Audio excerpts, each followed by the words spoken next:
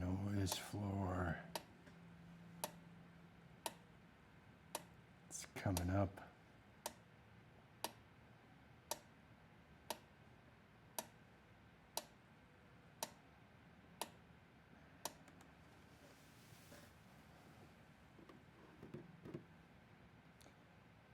Guess what? We are on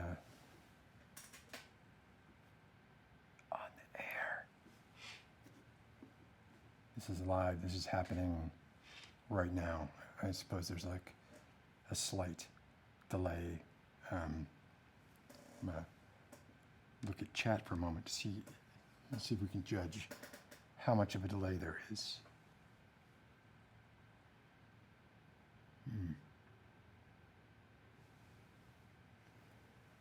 Okay, do me a favor. I'm gonna snap my fingers, and if you could all like do a little audience participation, and when I snap my fingers, if you could type, a couple of you type snap, that'd be awesome. Ready? 3, 2, 1. Okay, now I'm gonna watch and see what that delay is.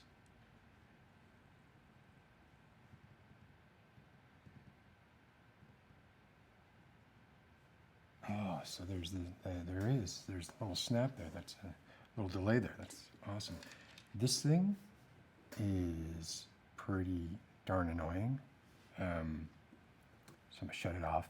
I'm gonna get rid of it, and I'm gonna take a look at comments for a moment before getting started. Oh, we already got started, right? But, and also, let's atmosphere the place up a little bit.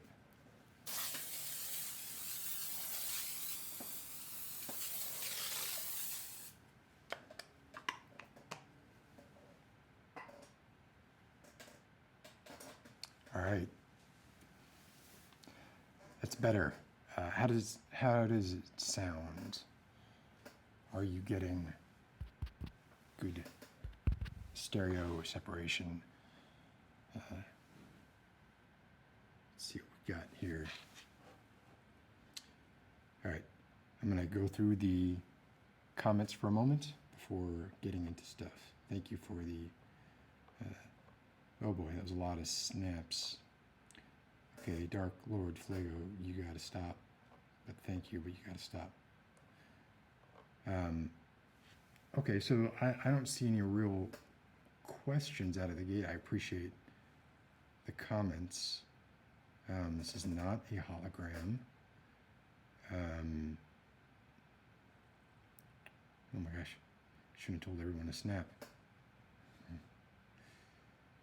My whole outfit looks comfy. That's very nice to say, but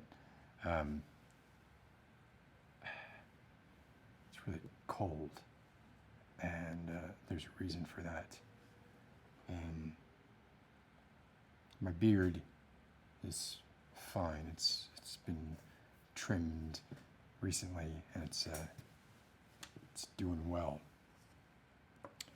So welcome to Phoenician Sailors ASMR live podcast from the garage, coming at you from the garage.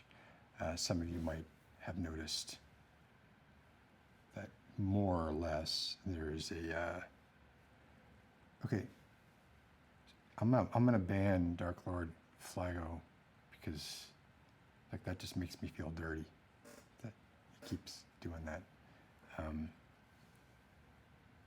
And I do appreciate it, but there's a limit. Come on, stop.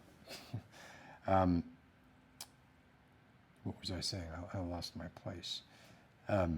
Yes, some of you might notice.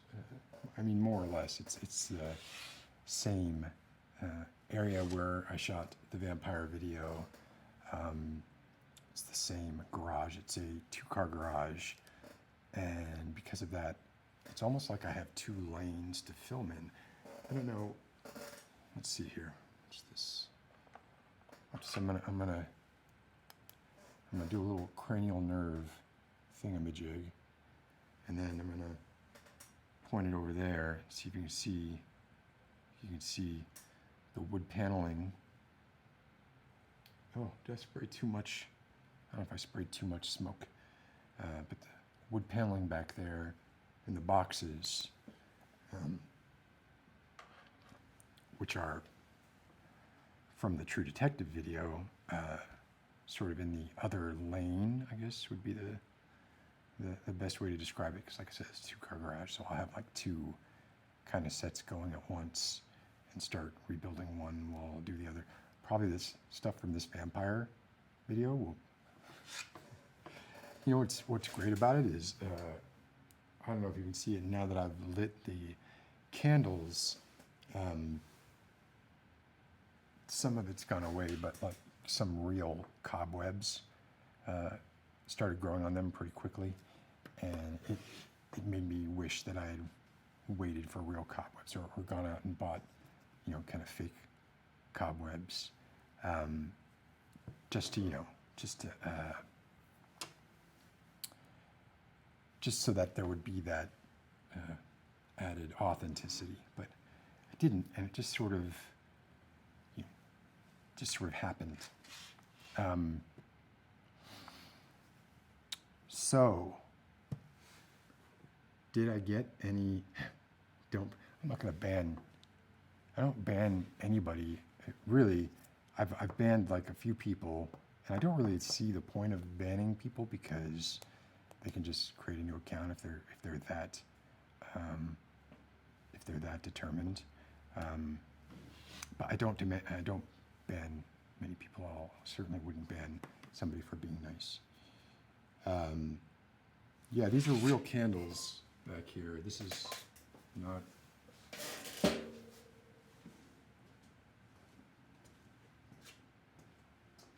I'm back here with putting my finger through real candles.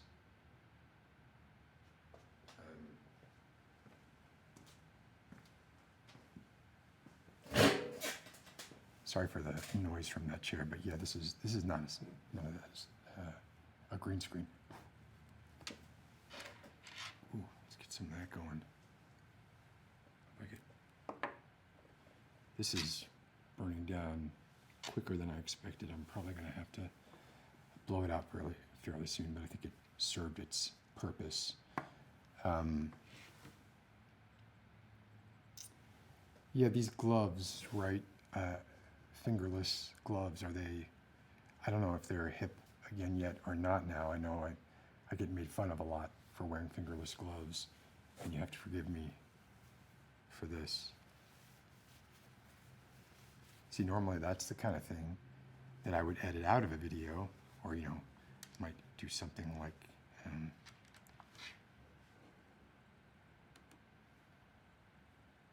that.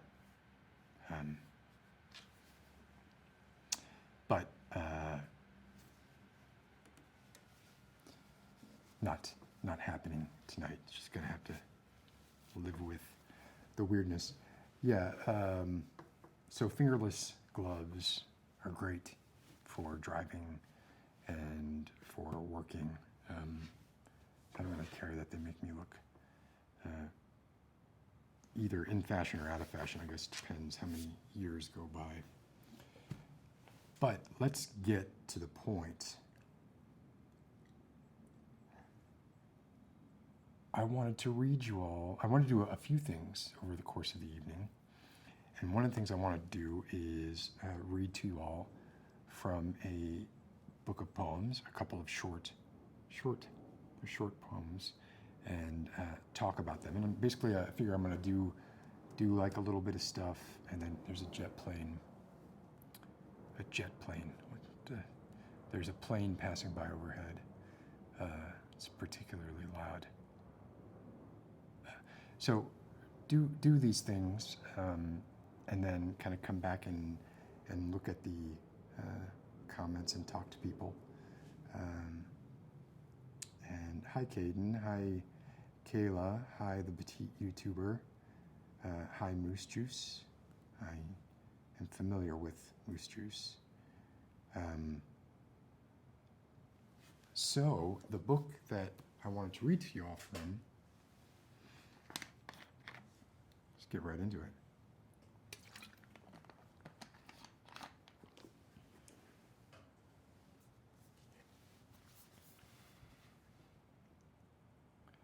Struwwelpeter. Now this is an updated version of Struwwelpeter. So there's new translations, but the text is the original text. So for those of you who don't know, Struwwelpeter is a book of German cautionary fairy tales, or cautionary tales, written by Dr. Heinrich Hoffmann. And turns out he was a bit of a dick. So I thought I'd read a couple and see what you all think. Seems they're very much in the Halloween spirit. I think, you know, if you take them tongue in cheek, maybe it's not quite so horrid. Hello. So this first one is called The Tragic Tale of Pauline. Pauline was in the house alone, her parents both away from home. And now around the room she sprang, with a lightsome heart, and skipped and sang. Hello? She danced up to the sideboard where she saw a box of matches there. My, said she, see what I see. A splendid plaything there for me. I'll strike a match and light a light, like Mother often does at night. Now, Polly wasn't all alone. For Mince and Pounce, the cats were home. They raised their paws and showed their claws. You mustn't break your father's laws. You'll leave those matches on the shelf. Hello? Meow, meow. You'll burn yourself. But Polly didn't heed or care. She struck a match and watched it flare. It flickered gaily, crackled free. As in the picture you can see. Let me show you the picture.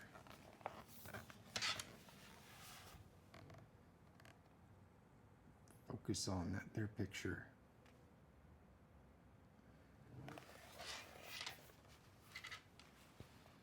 Actually, I think these illustrations are pretty charming.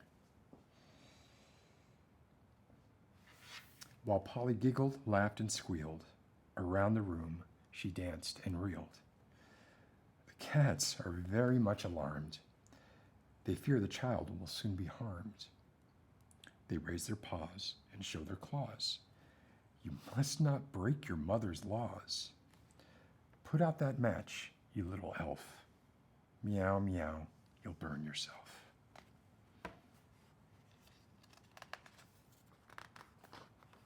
Glancing over at the comments. But whoa. Hello?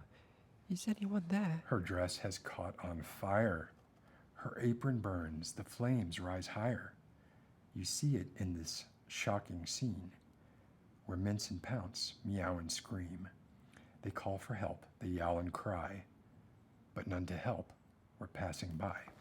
Let's see, this one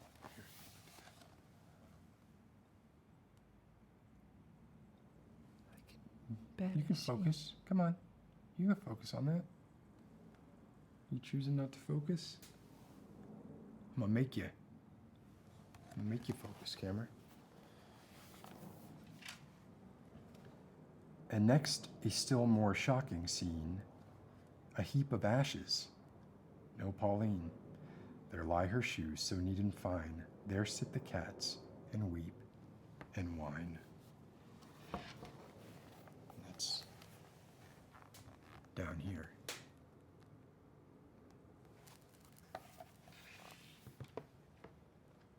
Oh, Candle. Your life went by so quick.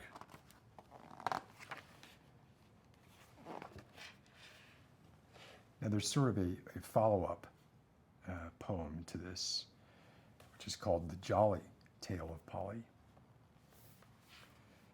end. This is that. This ending of the story shows the artist wasn't on his toes, for Polly, when those flames arose, kicked off her shoes and shed her clothes. She ran and got the garden hose and doused the fire, and off she goes. Can anyone hear me? And none of this the artist knows. He had to skip the scene between, for all he saw was smoke and steam. No wonder Mincer sits and cries, and Pouncer. Smoke got in their eyes. The artist thought they mourned Pauline. He quickly jotted down the scene, and off he went, our ears to bend, with tale of Polly's tragic end. There are some people in office right now who would take this as an instance of, fake news. Then back she came with broom and mop, without a bottom or a top. Let's assume she's over 18. To show her spreading out the sawdust and sweeping up would not be modest. She went to work with Mr. Clean and left no trace of what had been. What luck the house had marble floors. Must be nice. She opened windows, opened doors. She cleaned and aired and dusted well. Then off upstairs to clean herself. All I can see are oil and get fresh stains on clothing the from the cement. shelf. Her parents were a careless pair to leave those matches lying there, and it would have been a great deal fitter for them to hire a babysitter. I guess she's not 18, so whatever. When they got home, there Polly stood. They praised her 'cause she'd been so good. The place they'd been was full of smokers. Why don't they drown those stinky jokers? So they could barely see or smell, but that, of course, was just as well. They didn't miss the dinner fish that went in Mince and Pouncer's dish. The garbage man that very day took all the garbage bags away, and it was not till late September that Mother, chancing to remember, asked what's become of that green dress. Is that strange And Polly man? couldn't even guess. Was she blackmailed by either cat? For shame. Cats don't do things like that. Now, so there's a couple of things about that poem that I find interesting, especially given the date that it was authored. Halloween's a busy night for planes, apparently. It's sort of meta. The second part of the poem goes off the idea that the chronicler of the first part of the poem didn't get the events right. And then it turns from a sort of cautionary tale about a reckless child to reckless parents. So I find that interesting and pretty cutting edge for 1861. So now I'm going to look at some comments, What's see if going there's any on? questions. This is kind of how this is gonna go. I'm gonna check to see for questions, do some stuff, come back, etc.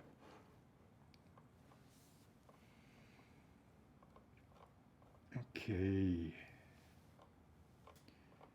I can't go that far back.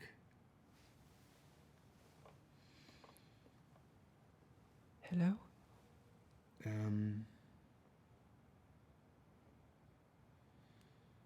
Phoenician sailor likes to make videos in which the surprise twist is that he's a killer to throw us off the scent of the fact that he is really a serial killer.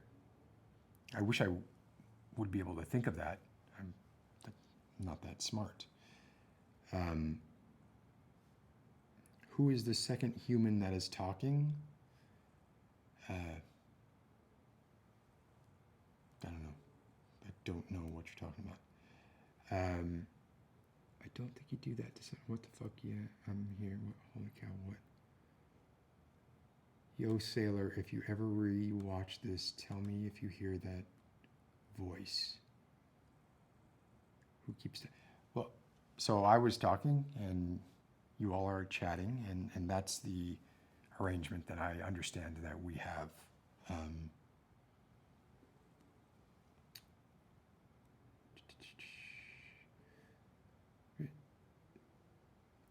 what is... For those who are confused, we're freaking out over here over someone in our left ear saying, hello, is anyone there? And the like. Thanks. Okay. I don't know.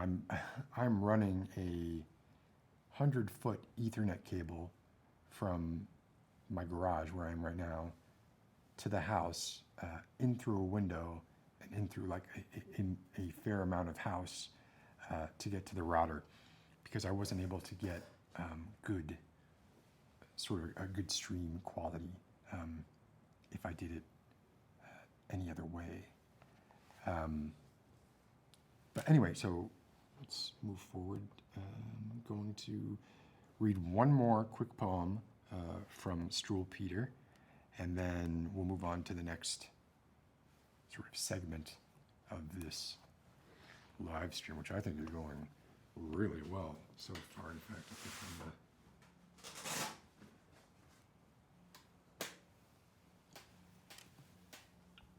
King of Beers. Honestly, the True Detective video sort of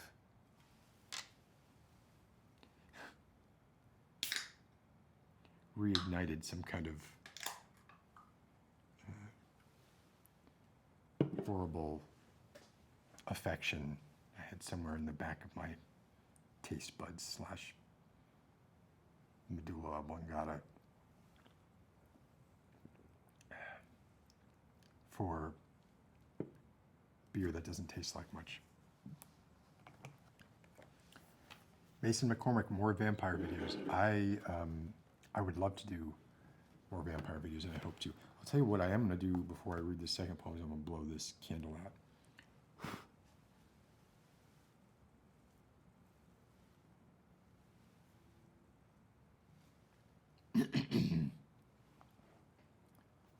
Like the amount of smoke that is now in the room is... Are you kidding me? Seriously? This is how much smoke is coming from this? Look at that. It's like incense. That might burn smoke eternal. I'm gonna have to... No, you know what? That's fine. That's pleasant atmosphere.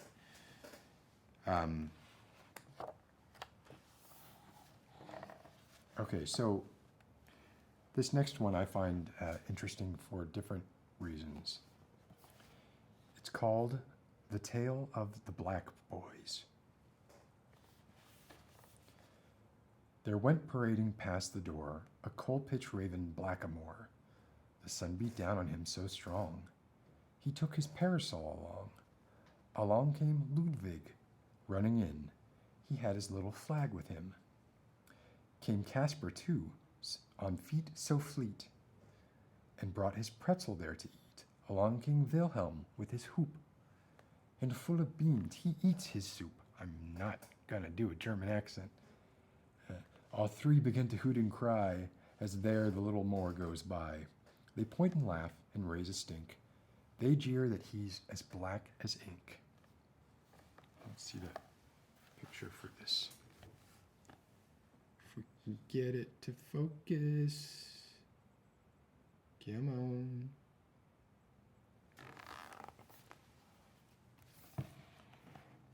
So, a couple little shits making fun of a kid. But, luckily, to the rescue. Now Santa Claus came by just then with his big ink pot and his pen. I didn't know that Santa Claus was ever known for having a big ink pot or a big pen. I mean, I guess he could pretty much, have whatever he wants. But I didn't know that was a thing.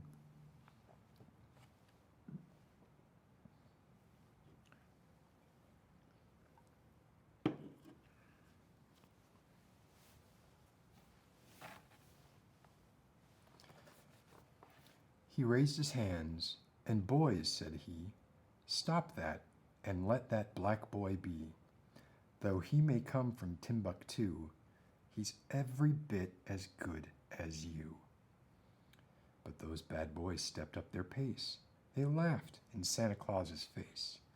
They teased and pestered all the more that jaunty little blackamoor.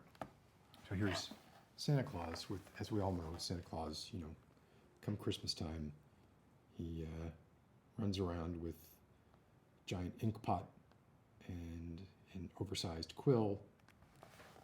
Yeah, Santa Claus has the best ink pots.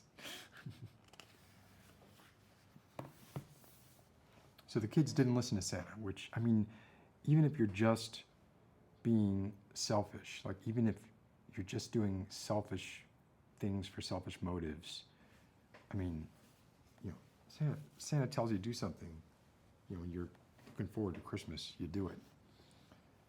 But just then, Santa flew into a rage. Just see him there on this next page. He gathered up those little pests by arm, by head, by shirts and vests. Wilhelm he caught, and Ludovic caught Caspar too, who fought and kicked. He dunked them in his inkwell deep, while fire, cried Caspar, little creep. Santa Claus has dunked the lot over their heads in his big ink pot. You can see Santa Claus dunking the children into an ink pot. I think it's the smoke. I think I sprayed some of this stuff. So just so you all know, like this is atmosphere aerosol, and I use it in almost every video that I do to give atmosphere. It actually helps with giving the illusion of depth. So I use it a lot. You're not supposed to use it in front of open flames because it's mineral oil based, I believe. But I just kind of use it here, and I didn't use that much of it. I just think that combined with the smoke maybe give me a bit of a sore throat. So let's go to the last page here.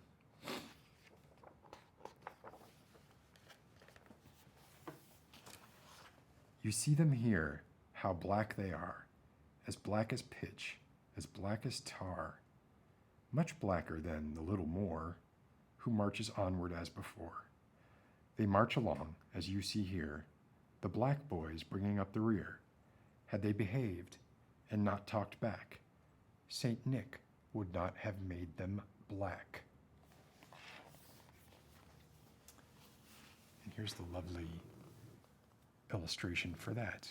I think I got to get my head out of the way because it tries to focus on my face if it sees a face.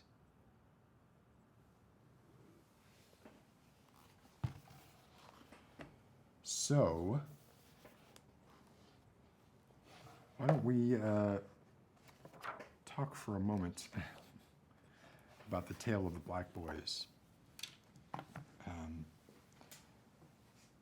I think it's obvious, and now admittedly this was 1861, but while it was very racist for the children to make fun of someone of a different culture and or skin color, the actual white knight in this scenario, Santa Claus, thought that the punishment would be to make the white boys black, which is a far more insidious, racist, and deep-seated racist ideal. The fact that that was never sort of grokked by Santa Claus, and by extension by Dr. Heinrich Hoffman. I think that's pretty telling. I think, this is there's a bunch of interesting poems in here. It's a good snapshot of the era.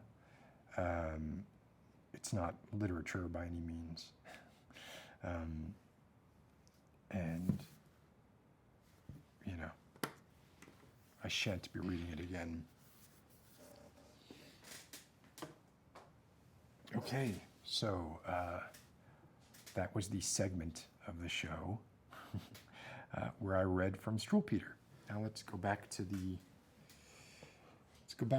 comments and see if there's anything. I wish I could go back more.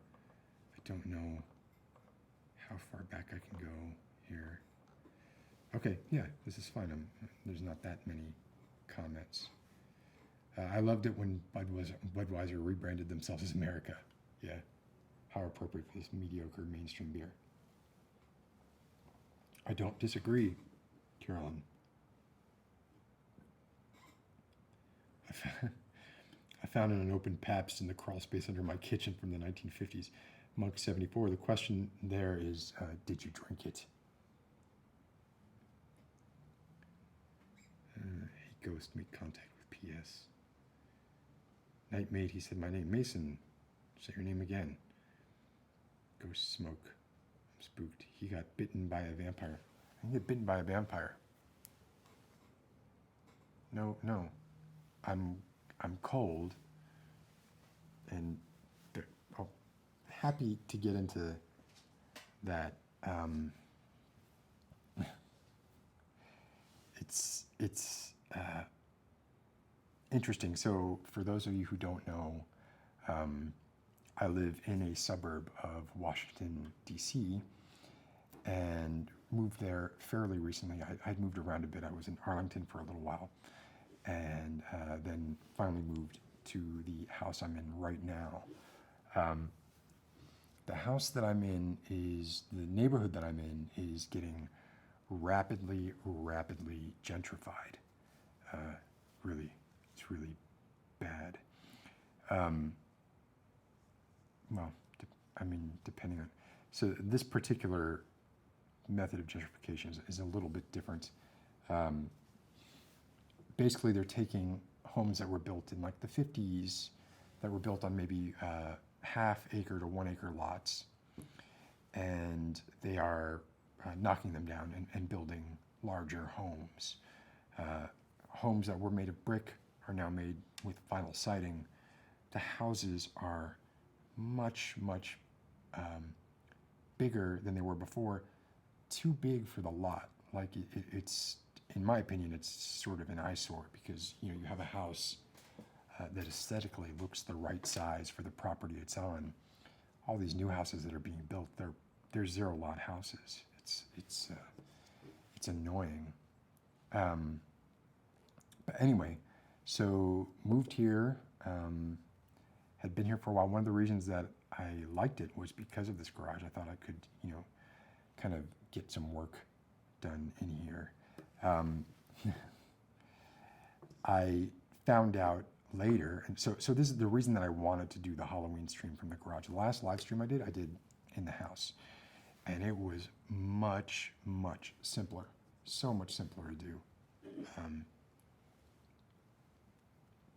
So much simpler. This was a pain in the butt to do, because live streaming you can't see it, but just out of view here, I have 2 laptops. I have it's a pain. I'm surprised it's still healthy, still going, fantastic. I'm worried because I see mice in this garage. I'm actually worried they're gonna gnaw at the Ethernet cable or any other cable that I have on the ground. This particular setup has a lot of points of failure, and if any one of them goes wrong, I could lose the stream. So hopefully that doesn't happen. But anyway, I found out, there are 2 kinds of houses in this neighborhood. There are the brick original houses, and there are the rebuilt vinyl giant monstrosity McMansion type houses. I live in one of the brick older houses. My next door neighbor on one side also lives in one of the older brick houses. My next door neighbor on the other side lives in one of the brand new McMansions. So all the people who live in the smaller homes, they're generally older people who have been here for a long time. And that's true of my neighbor. She's older. she has a lot of the quirks and weirdnesses that come with being older. I mean, even her name is Mildred. That's a right there. You don't, nobody's named Mildred today. Maybe it's going to come back around again, but she would probably unironically love Struwwelpeter. But she's nice. She's nosy. She sort of talks to me about, the gutters and what a poor job I'm doing, with the lawn or whatever. But after a month of being here, she told me about one of her closest friends who lived in this house prior to unfortunately passing. And then I believe what happened was they didn't have kids to pass the house to, so the house got put on the market. It was bought by a couple. The couple rented it to me. They didn't disclose any of this. It's Virginia, so they didn't disclose any of this to me. They don't have to legally. But Mildred told me that her good friend, Eleanor, who lived in this house apparently for a long time with her husband, got dementia, which is a horrible, horrible disease, and ended up killing herself in this garage. So I thought, okay, well, I mean, people who are sort of on the edge about houses where people have died in every house, right? So it's not, and if it's a brand new house, people still died on the land where the previous house was. And if it's a house where there was no house before, okay, maybe somebody didn't die there. But my point is that I don't think I don't have that kind of association of, oh, well, somebody died here, therefore it's creepy. I know it was not divulged to me when I rented the house, whatever. I don't hold any sort of grudge against that. Yeah, I mean, what happened was basically the woman who lived here, Eleanor, who's married, I don't know the husband's name, had dementia, killed herself in this garage, was found by her husband, and her husband, you're familiar with broken heart syndrome? Broken heart syndrome is, I think, what it's called.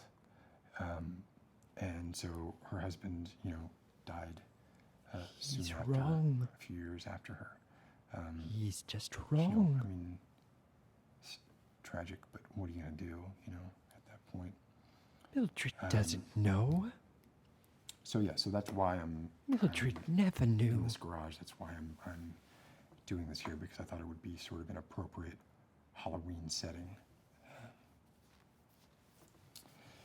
Okay, so we're going to move on to the next segment, where I thought I would play a couple of songs that I've used in videos in the past. So I'm calling it Tune Time, and it's going to be a lot of fun. Everybody's going to, well, I don't know how many people are going to get anything out of it, but we'll see. Okay, get my guitar and we'll get started.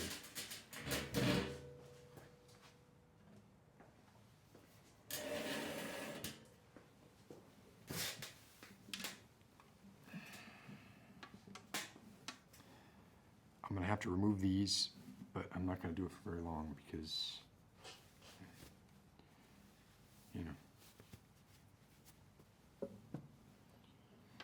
already I can feel like my hand's getting cold. Like, people talk about cold spots, cold spots in rooms or cold spots when they're talking about haunted houses. For me, everything is a cold spot. I get I get cold very, very easily. So what I thought I'd do is play a couple of songs that people have asked me in the past. Where's that song from? Did you get that from a library? Generally, if you hear a guitar-based song on one of my videos, it is something that I just wrote at some point or another. If it's not guitar-based, then maybe I got it from something else, right? That's generally the rule. Let's look at comments here.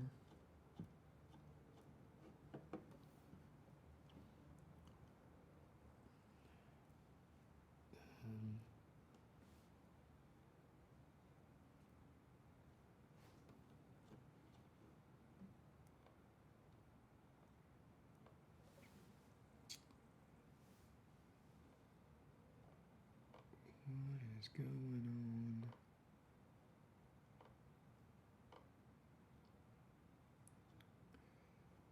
You're wrong, you lose 2 times per time.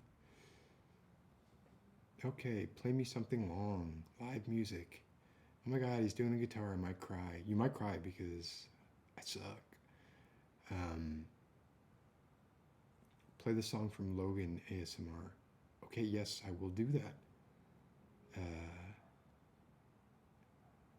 I don't know how good my singing voice is gonna be, because I just feel like I'm either coming down with something or something like that.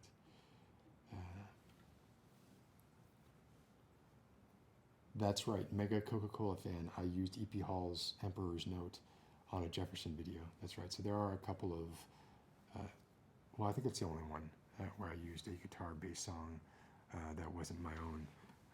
And I would have been really stupid not to use it, right?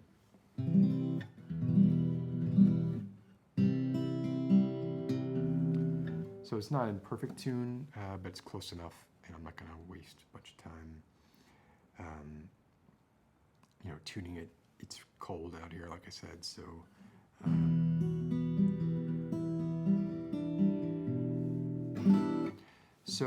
I did a video with Ephemeral Rift where we went to a cabin up in, I forget the name of the park, it's somewhere in northern Pennsylvania, and we spent 3 days in a log cabin and made a video out of it. And there's some intro music to that that I just did on guitar. And now I practice this like once through. Most of the stuff I will play and then I'm never going to play it again. So please forgive me if I mess up. So if you recognize it, this is from the cabin video with Ephemeral Rift.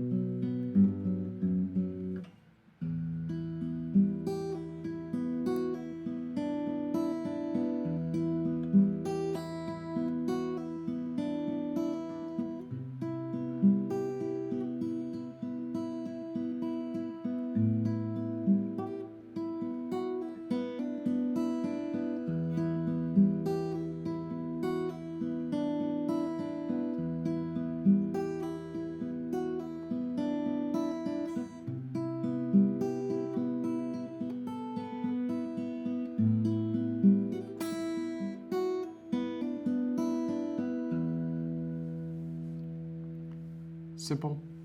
It's basically an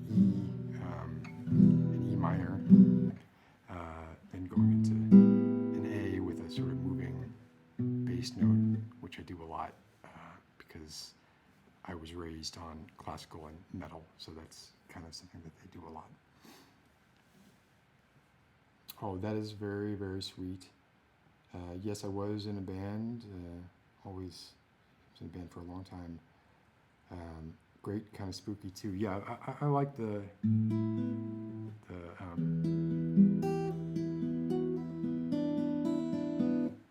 I like that part of it more than the kind of generic. And that's kind of generic. So that's the song for that. I don't know how long ago this was now. A couple of years ago, and there's another ephemeral rift story. He sent me an email and said, "Oh, could you do a song for Margaret?" For those who don't know, Margaret is a character that ephemeral rift does, and she's ostensibly female, like sort of wears a white mask and is very, very creepy. So I said, yeah, sure. And he had some lyric ideas, so I incorporated his lyric ideas and added some of my own. And for a while, he was using this on his videos. He's not anymore, but he was for a while. So this is the Margaret song. And I'm going to try and sing, and I apologize in advance because my neck hurts. Okay.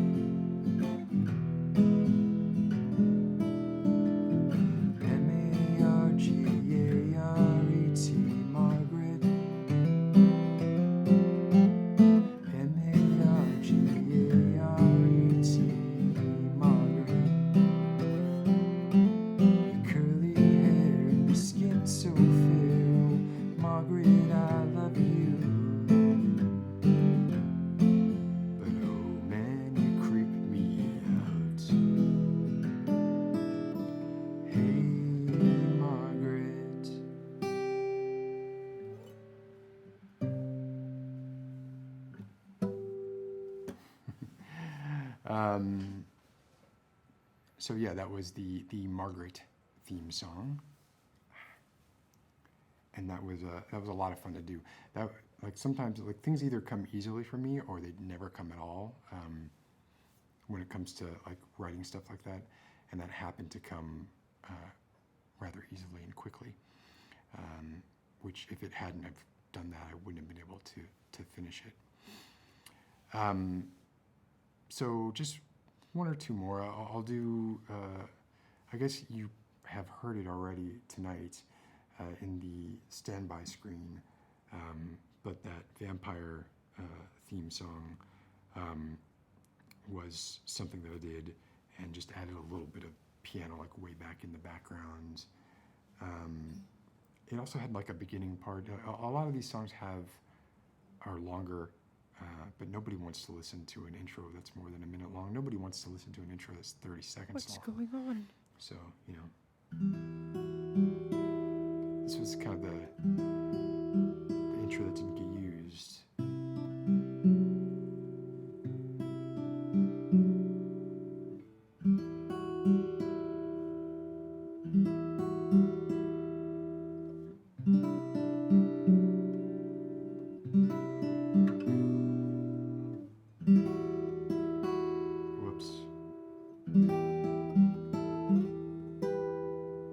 And now I'm forgetting it.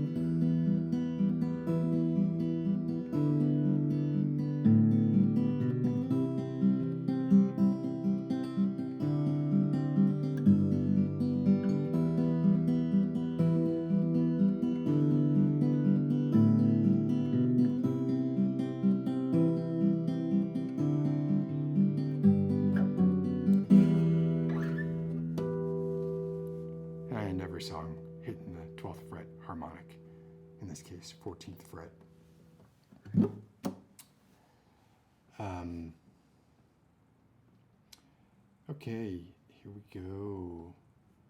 No, Paul is not waiting outside. Dark Lord Flago. Keep the Ghostbusters spirit hog on the wall. I don't know what you guys are talking about. Freaking me out a little bit, but that's cool, I guess. That's one of the kind of really neat things about this format is the information flows both ways. I really like that. Play the Cosmos theme song. I don't. Shit, it's been a long time. Hello. You said you want that.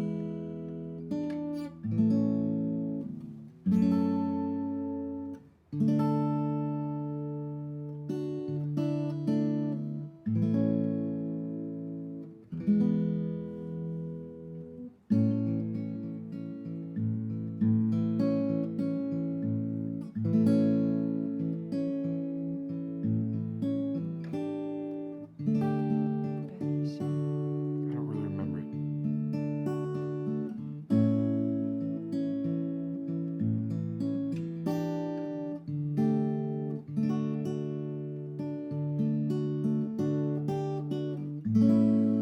Something like that. And that was just something that I adapted from the music to try and get something close to it.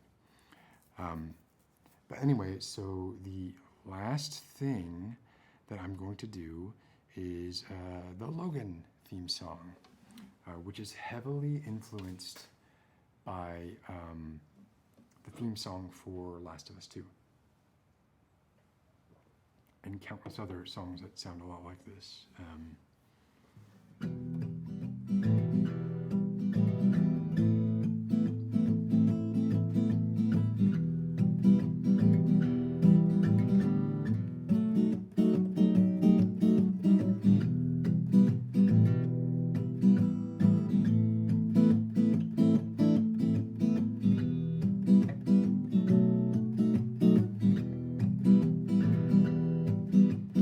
Keep the home fires burning,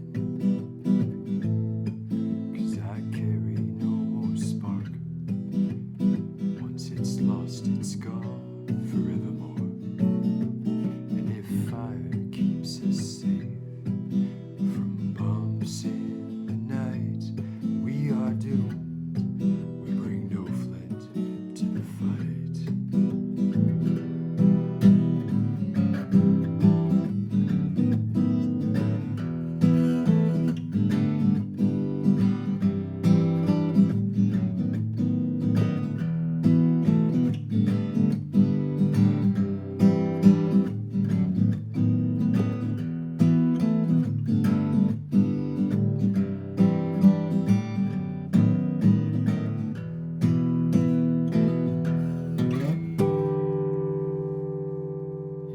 You don't know if the song ended unless you hit the harmonic there. You just don't know it. It's the only way to signal it that I'm aware of. All right, so tune time draws to a close, and we're at it's 11:27. It's been an hour. I'm impressed. I didn't think it would take this long to get to this part. So let me look at some comments again real quick, and then we'll get to the next little segment. Actually, before I do that, I'm going to just break out my Physoderm and some water in a little container, a little spoon.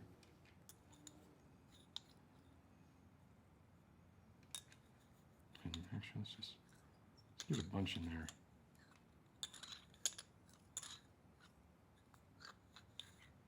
Because I just realized I haven't done any ASMR.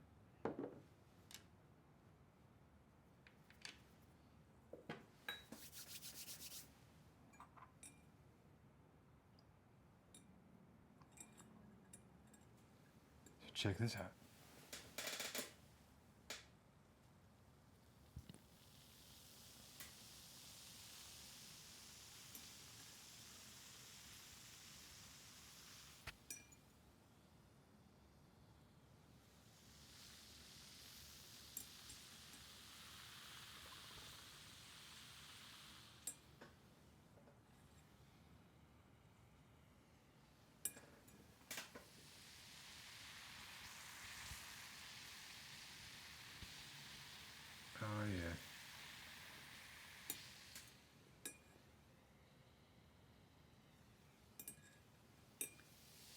stuff will fizz for a long time.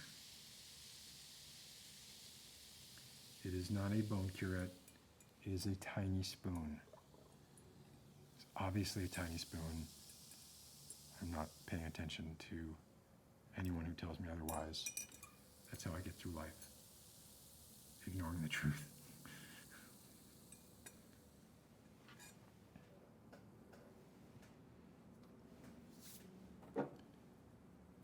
So look at that, Physoderm and water, and you have a little bit of, little taste of ASMR, which I meant to be doing more while this was going on, but I didn't plan this out well enough, and I didn't realize it was going to be so wonderfully busy. And I agree, Physoderm has nothing on Fizzlybub.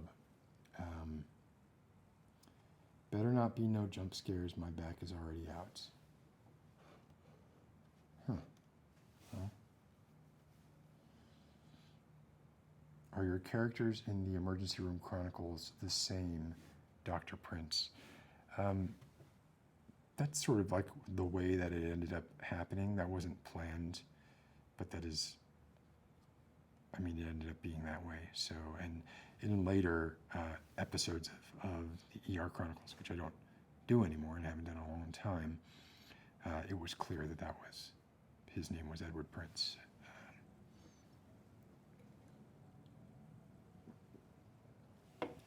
Okay, so the next thing I wanted to do was an unboxing.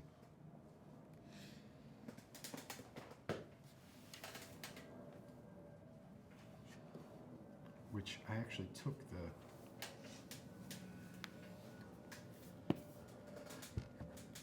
the casing off, but I have not opened this, and I don't know what's inside.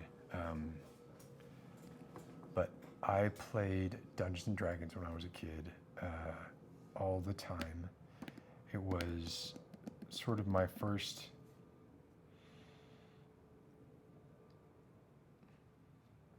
I want to say it was where I met my first real group of friends, was across the table from one another, I can see playing oil stains. first on the edition cement. and advanced Dungeons and Dragons. And I fell in love with the art style that was used in Dungeons and Dragons across the board.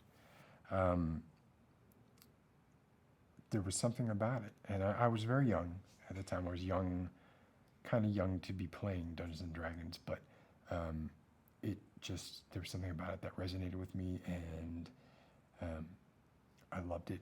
And I've tried to get back into it. I've tried to get back into the newer editions, but it has yet to grab me. So when this was shown on Amazon, I ordered it pre-release. I ordered this months ago because it includes a lot of the art from that period. Now I have the old school. I have a lot of the old school books, Dungeons and Dragons books, and it's kind of hard getting someone to play old Dungeons and Dragons with you. Instead, they'll be like, "Oh, just play the new stuff," you know. But there's something about this book in particular, actually. I mean, look at how quaint this is. This is adorable. I mean, as a 9-year-old, or however however old I was when I started playing this stuff fascinated me. Just like having a picture of a monster with a bunch of numbers and stats that I didn't really know anything about or understand, and a description of them. And there were all these sort of monsters that were portmanteaus of other monsters, and the art was generally simplistic, but some of it was surprisingly, well, I don't know why I say surprisingly, but some of it was really, I thought, very impressive. There was one artist in particular, I believe his name was David A. Trampier, who, oh, here you go. He had like a style of line art. Focus on that. Focus. this thing right here. He has style of line art that I just, fell in love with. I loved, I had repeatographs. I loved cross hatching when I was a kid, but I loved that he would do cross hatching, but then he also had obviously the more sophisticated pen sets where you could vary the width of the line, and he did that all the time. And here's another one. A lot of his stuff was sort of inverted, like you would start, or it looked inverted, maybe it wasn't, but like this Banshee, it almost looks like a print, that everything started black and he just carved out what he wanted to be white. So yeah, I was a big fan of this stuff. And it's funny, I show this to my 4-year-old son, and he loves it. He will take this over the super glossy, newer editions and books any day. And there's just got to be something with the sort of almost homemade quality of this thing. So I'm excited to, I know what's in this to an extent because when I ordered it, I checked to see what was in it. But I'm, excited to open it and really kind of check it out. What's going on?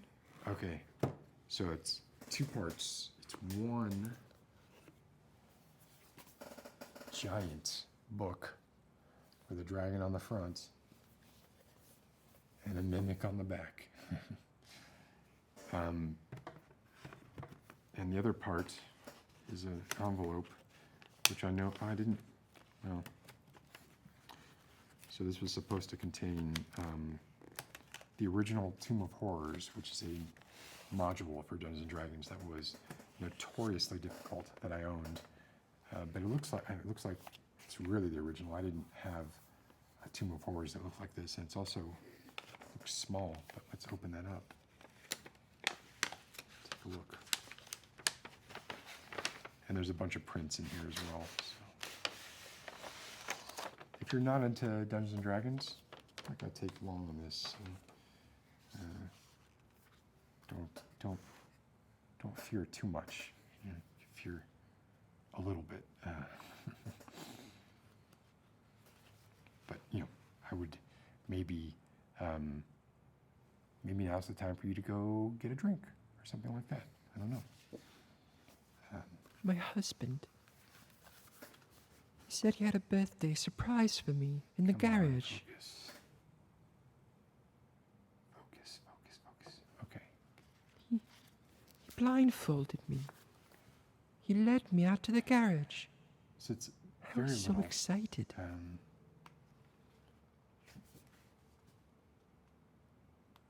Strange. This doesn't.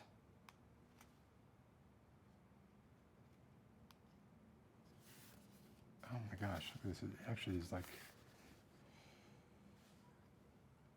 Come on, focus. Focus. It's actually reproductions of the typed words from the original module. That's pretty amazing. Oh my gosh! It's actually kind of difficult. To read. Some of it is so. Some of it is faded, so it's actually sort of difficult to read some of it.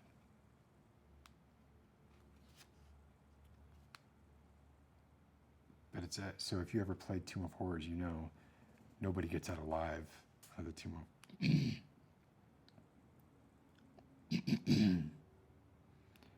Nobody gets out alive from the Tomb of Horrors.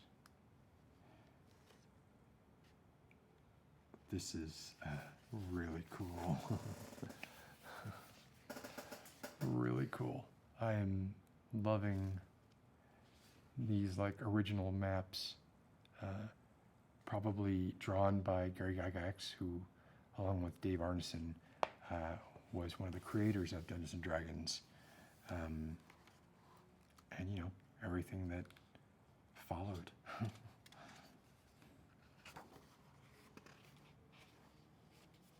Yeah, so I'm seeing if I remember, and because someone redid all of these images, so it's hard for me to recognize which of these traps are being illustrated here. This looks, I mean, these were drawn by, these must have been drawn by, let's see, it says Tracy Lesh. I don't know who Tracy Lesh is, but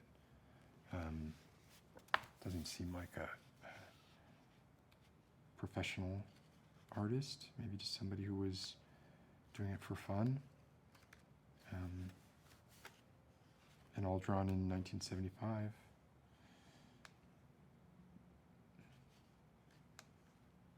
Yeah, this is very cool. I don't know if it's as playable as I had hoped that it would be, but still, it's very cool.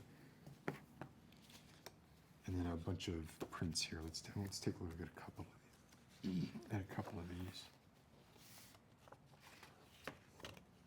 Oh my gosh. Okay, right out of the gate.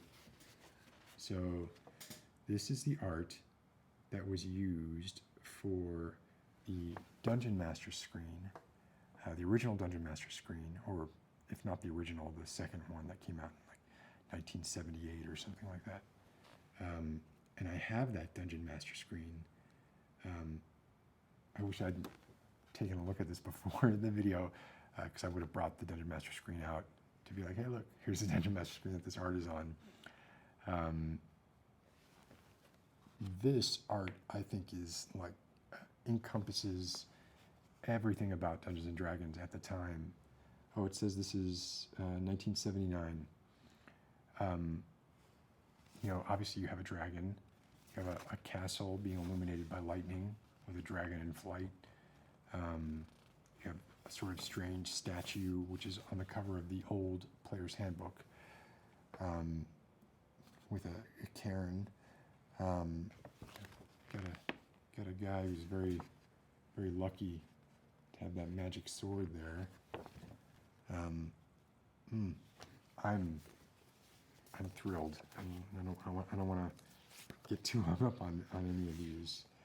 Oh, this is the cover of Fiend Folio, which was like a more exotic monster manual, and came out a couple of years after the monster manual. You know, I didn't love that art particularly, but I do remember it very well. This is new. Like this, I see. I have no connection to this, and I don't know if it's because I didn't see it when I was young. But to me, this is it not focusing? Focus. To me, this feels a little, I don't know, just lacking character. I'm not sure what to say about that. I know it obviously is technically brilliant, but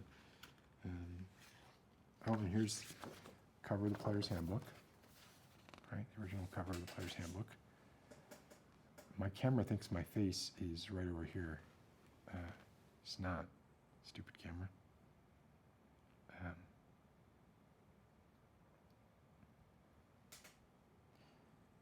Yeah. Let's see. So here's another new one. I'm just sort of blah. Not really doing it for me. Here, this, okay. This is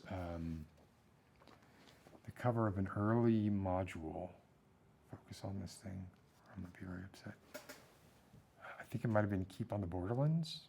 I'm not 100% sure, but I remember that very well.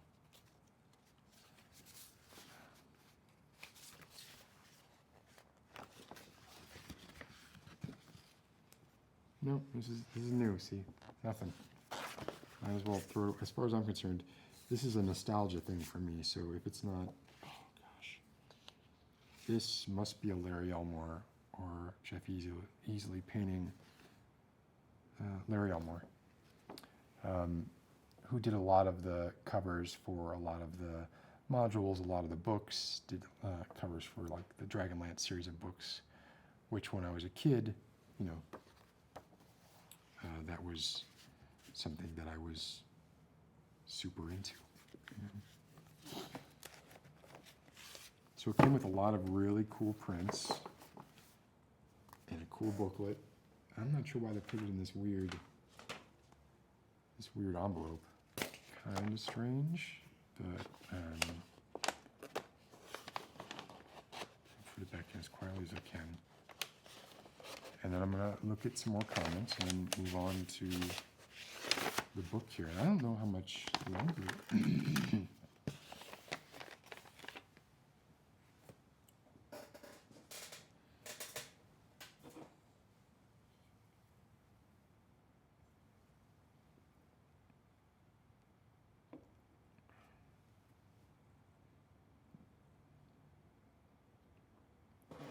Sorry. I don't know how much longer we'll go. We've been going for, you know, an hour and 15 minutes. But look at this book. Well, okay, wait, before I go to the book, let me look at some comments here. All right, how far back do I go? I'm gonna go back as far back as I can. But then when I go back too far, then I can't.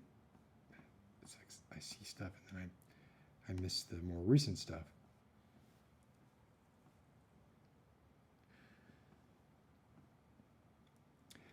You guys seem to be having like your own conversation.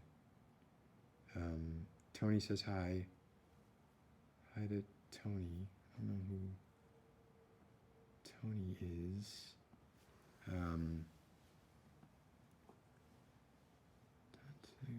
Nobody gets alive. I don't want no jump scare. I don't do jump scares. Nicholson, I play a version of Dungeons & Dragons called U-Realm. It's a lot of fun and it's simplified, so beginners have no problems understanding.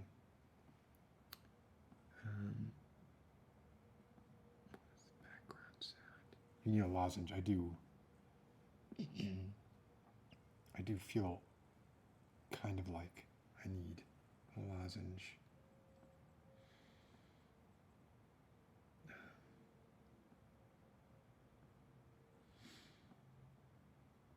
Y'all are, I mean, I think it's funny how Halloween can get into people's heads like that. And I don't know. There's not a ghost in the room with me.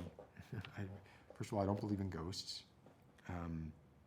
This was Subject 666, who said, I cannot pay attention to what he's saying when there's clearly a ghost in the room with him. Okay. I don't believe in ghosts, first of all. That's point number one. Point number two, I don't know what you're talking about. But yes, so Amber Dawn, it's like looking at old vinyl artwork. I completely agree. I completely agree. I remember walking up steps, which And was it's gotten odd, more standardized. because there are no steps in the garage. The board had moved. It's, And then I thought, I guess it's possible he's that the board bought had me a moved, but it's camper. maybe because it's kind of We full. always talked about travel. I wanted to take off my blindfold, but I promised him that I wouldn't. Kit Fox, yes, that's Keep on the Borderlands. Yeah, good memory. I think you're right. Exactly what a ghost harbor would say. I love the old vinyl voices. Let's move down.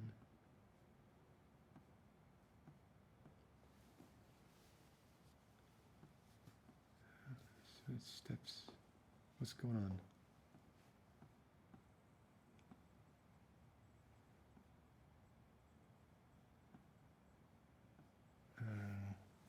Okay. You guys are having your own party, and that's awesome. Well, let's talk about this book a little bit. I think, well, I don't, like I said, I haven't opened it, so I'm gonna look through it a little bit and see So it's supposed to contain a whole bunch of artwork from. So here's one thing I don't like. Right off, the foreword is by Joe Manganiello, right? I'm not a fan of sort of this deifying people who are cool now, or who you wouldn't think play Dungeons and Dragons, and they get Vin Diesel to talk about how often he played Dungeons and Dragons, and why does anybody care? Like, nerds and geeks play Dungeons and Dragons. Great, I mean, we don't need nerds and geeks grow up to run the world, and some of them grow up to become movie stars or TV stars. So it's not. I guess I don't think that Joe Manchin. I haven't read this, but so I could be doing him a disservice. I just think it's like a weak kind of fallback. So this is like showing a lot of like the version. It's going to be hard for me to even pick this up. A lot of the versions of modules that were out before I played. Right? I didn't play until like 1979, 1980. So some of this stuff I never saw.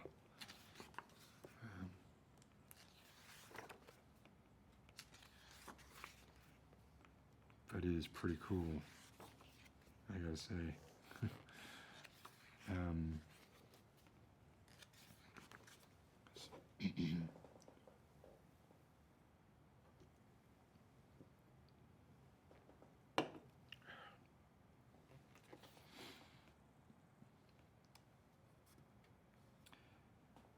I like these drawings are even more primitive than I want to get to, not because I guess I am really selfish. I want to get to the stuff that I remember, Oh, like here's a good bit, the evolution of the purple worm, right? And you can see it started up here is a really simple line drawing. The one next to it here is the one that I remember that was in, I think, on the cover. Oh, you know what? This one here is, it's on the back of the monster manual. Right there. Look, your buddies, a couple twins, or even the same size. Don't know if that was intentional or not, but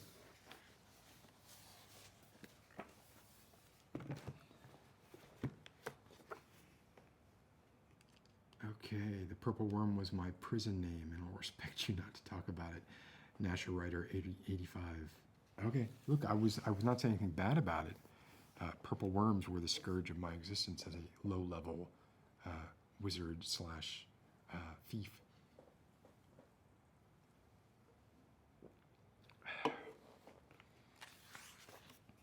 There's a lot of.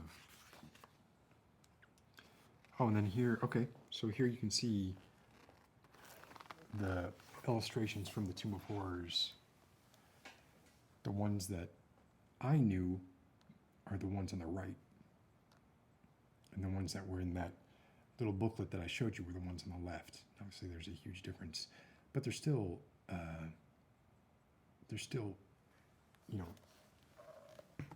line drawings done with, rapidograph type pens and lots of stipple.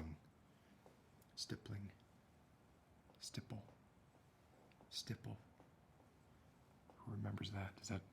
Does ASMR requests, does anybody else do stipple?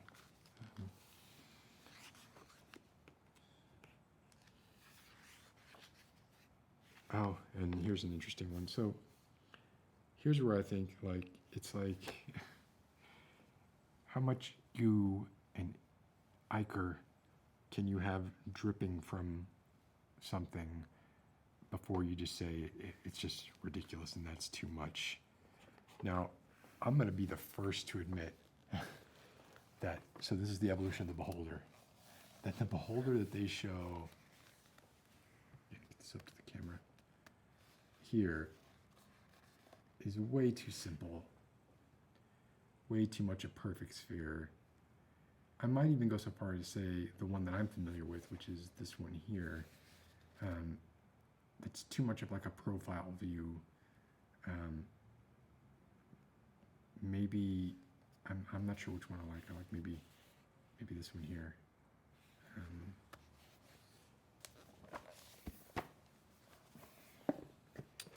Oh, and that was second edition, 1989. Yeah, and then from there, it's just like the teeth get longer and longer.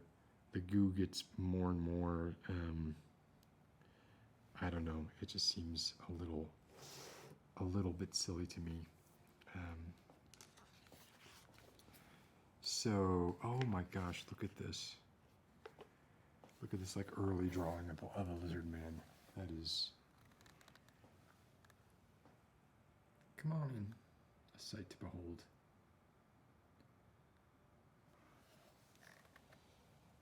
Dr. TARDIS 100 looks like a watcher from ESO. As someone who knows ESO very well, I would agree.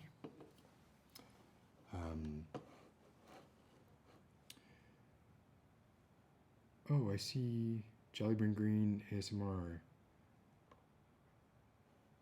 Oh, I'm sorry. I didn't see that Jellybean Green. Look, everybody's equal, but it's nice when a friend drops by, and so hi, Jellybean. This is how weak I am. Hi, Jellybean Green, and thank you for coming by.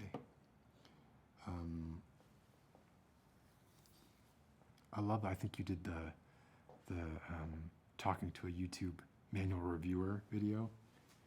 Spot on. Carolyn Petit, there was a D&D video game called Eye of the Beholder. You think I don't know that? Of course I know that. Of course I know that. I played the heck out of that thing. Yeah, it was great.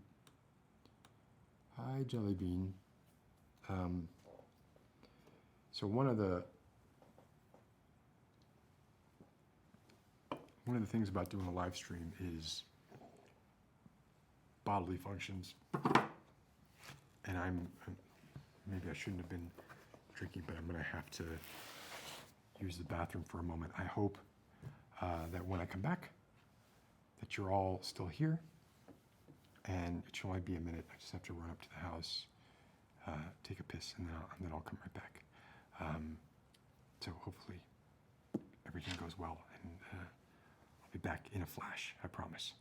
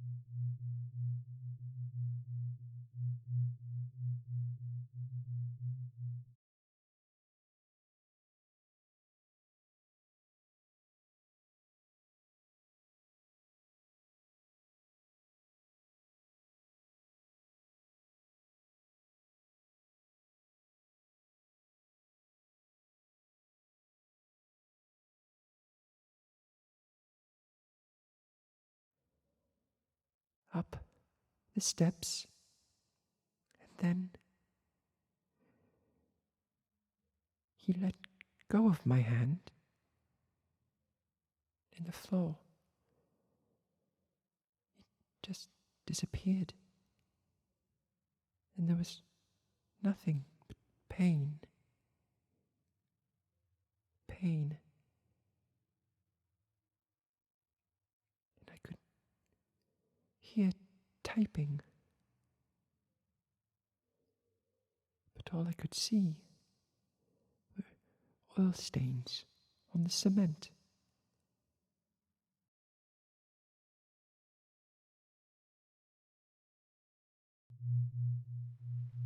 That Mildred is such a know-it-all.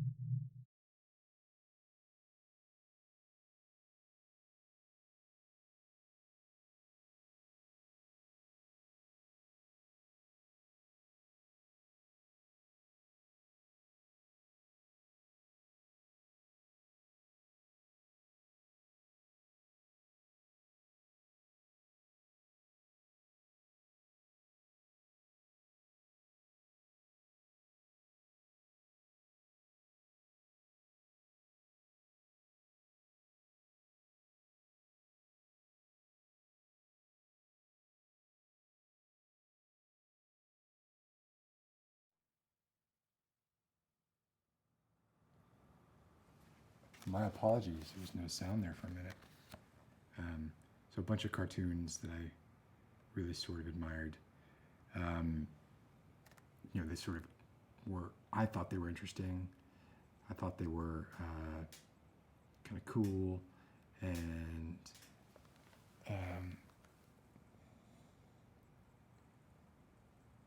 you know,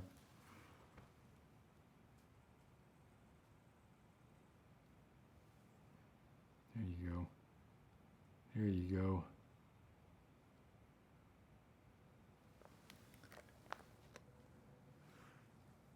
And let's see, what else do we got here?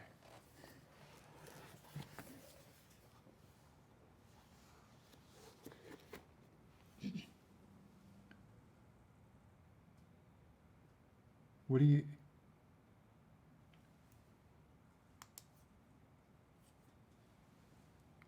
What...